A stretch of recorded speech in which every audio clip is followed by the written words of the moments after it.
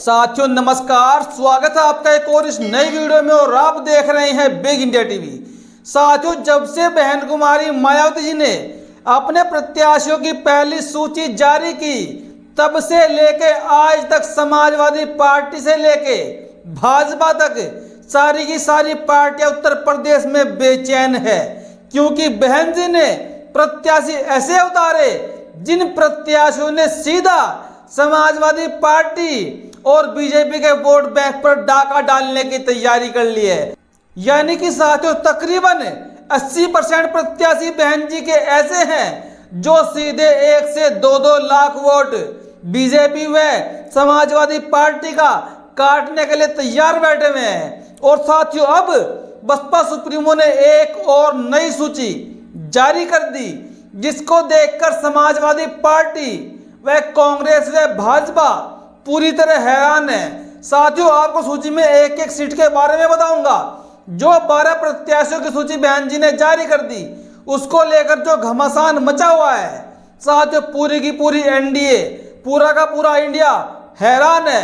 और साथियों एक बड़ी खबर समाजवादी पार्टी को लेकर, समाजवादी पार्टी में बहुत बड़ी टूट, बहुत बड़ा खतरा समाजवादी पार्टी के ऊपर मंडरा रहा है। हालांकि मैंने पहली वीडियो में बता दिया, लेकिन मैं जिक्र तो अब भी कर दूंगा।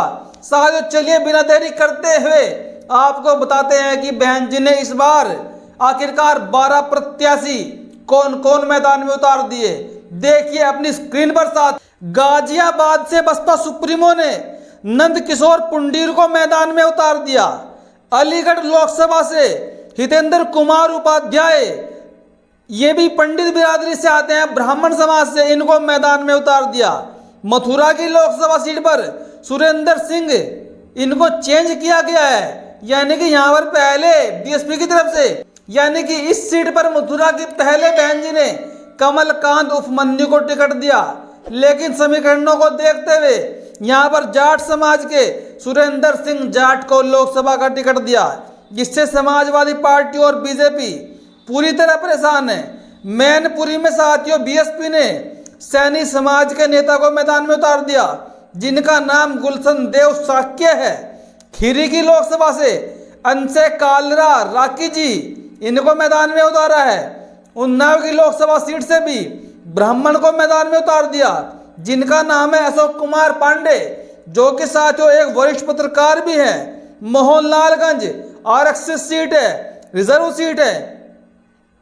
और यहां से राजेश कुमार उर्फ मनोज प्रधान को मैदान में उतारा है। लखनऊ की लोकसभा सीट से मुस्लिम को टिकट दे दिया, जिनका नाम सरवर मलिक है। कन्नौज की लोकसभा सीट पर साथियों इमरान बिन जफर, यहां से भी मुस्लिम को टिकट दे दिया। कौशाम्बी की लोकसभा सीट से श्री शुभ नारायण को टिकट दे दिया।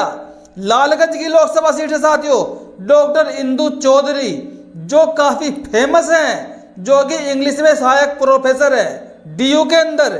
और साथियों मिर्जापुर की लोकसभा सीट से श्री मनीष त्रिपाठी को लोकसभा का टिकट दे दिया।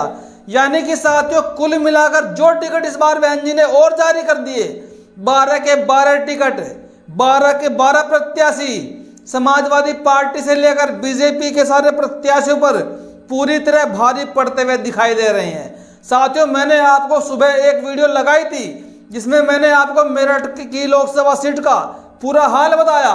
और जो मेरठ से देवव्रत त्यागी बहन जी ने मैदान में उतारा है, साथियों कम से कम 7-8 लाख वोट उनको एक तरफा मेरठ की लोकसभा सीट से मिलती हुई दिख रही है। और साथियों इस लिस्ट को देखकर तो ऐसा लगता है कि जैसे मानो बसपा सुप्रीमो ने भाजपा को नष्ट करने की कसम खा ली है। और इस बार ही उत्तर प्रदेश से भाजपा का सफाया बहन जी के द्वारा किया जाएगा।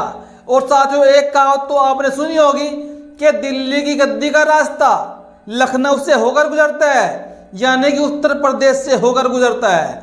और बहन जी ने इस लिस्ट को देने के बाद साफ कर दिया कि बसपा सुप्रीमो बहन जी भाजपा के वोट बैंक को डेंट करने का काम करेंगी।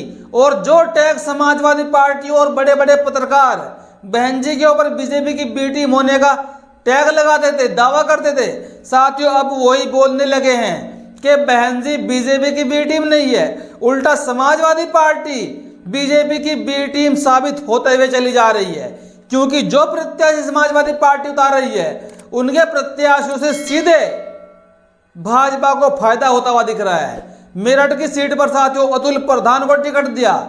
अब वहां मेरठ की सीट पर गुर्जर समाज के मात्र 80 से 90 हजार वोट है। तो ऐसे में उनका जो वोट बैंक है हिंदू समाज का, जो बीएसपी को वोट नहीं करता, वो इस बार भाजपा के पाले में जाएगा।